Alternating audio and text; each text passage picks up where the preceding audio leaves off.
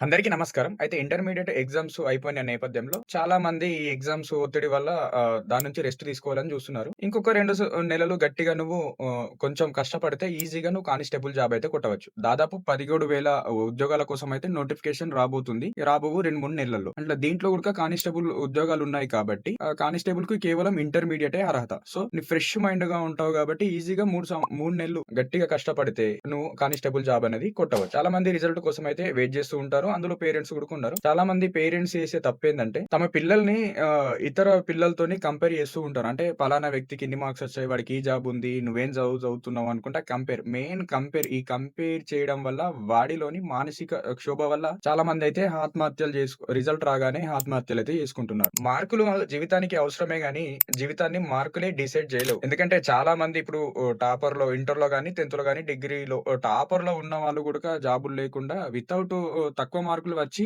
Fail అయ్యి తర్వాత మళ్ళా లైఫ్‌లో గెట్ ఇన్ అయిన వాళ్ళు చాలా మందైతే ఉన్నారు. ఇప్పుడు ఐపీఎస్, ఐఏఎస్‌లు గుడక చాలా మంది 10థ్ క్లాస్‌లో గాని, ఇంటర్‌లో గాని ఫెయిల్ అయిన వాళ్ళే చాలా మంది ఎక్కువగా మనకు కనిపిస్తున్నారు. అంటే టాలెంట్ అనేది ఎప్పుడు, ఎక్కడ, ఎలా బయటపడుతుందో ఎవరికీ తెలీదు. సో, పేరెంట్స్ ఏందంటే పాజిటివ్ వైబ్ ఇయ్యాలే తప్పించి ఇతరులతోనైతే కంపేర్ చేయకూడదు. సో, ఇది ఖచ్చితంగా పేరెంట్స్ అయితే గుర్తుపెట్టుకోండి. రాబోవు నోటిఫికేషన్‌కైతే మీ పిల్లలనైతే సిద్ధం చేయండి. ఖచ్చితమైన జాబ్ అప్డేట్స్ కోసము మరియు టిప్స్ కోసము, బుక్స్ కోసం అయితే మన పేజ్‌ని అయితే ఫాలో చేయడం అయితే మర్చిపోకండి. ప్రస్తుతానికైతే ఈ వీడియోని షేర్ చేయండి, లైక్ చేయండి.